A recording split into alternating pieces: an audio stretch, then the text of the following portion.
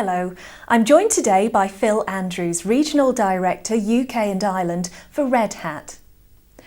Hello Phil, could you briefly tell me a little bit about Red Hat and its IT solutions?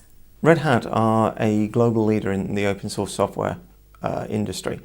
What we basically do is we take open source software for enterprise infrastructure, operating systems, middleware, portals, data integration and service-oriented architecture technology, and we make it available to the enterprise with enterprise class support for that technology. In terms of its IT solutions, we provide operating systems such as Red Hat Enterprise Linux, middleware solutions such as Red Hat JBoss. We have portals, we have data integration, SOA architecture technology. Basically, enterprise class technology from the open source community. That's what Red Hat does. How does the open source model differ from the proprietary one? Well, in a proprietary company, they will own all the research and development. It makes software quite expensive to produce. It also means that they own the intellectual property, which means they can control what you pay for it, which often is a very large amount of money. Open source software uses the community to develop the software, and companies like Red Hat basically provide the quality assurance, the certification against applications and hardware, and then support for 7 years to make open source software enterprise class. And we're very different because we don't charge for the licenses, we just charge for support. Why do you think open source is a good fit for the public sector? Well, I think that the public sector are always looking for ways of saving money. And if you're putting together a big IT project, I can guarantee you it will typically have middleware, it will typically have databases, it will typically have operating systems on the software shopping list, and you could save anything up to 85% of the cost of the software in a project by using open source. That's a pretty big saving, and that's why it would be of great interest to anyone in the public sector.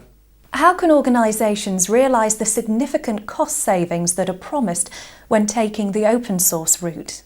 Well, I think if most people run their IT projects, they typically have a stack of products from databases, middleware, operating systems, programming systems, document management systems. Typically, these are proprietary systems with big license fees.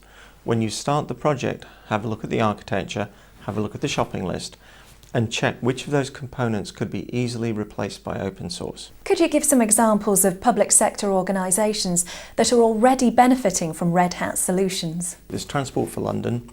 They've used open source software from Red Hat on their Oyster Card system, so it's running 24/7, 365 days a year for people using the transport system, and that's based on Red Hat Enterprise Linux and Red Hat JBoss middleware.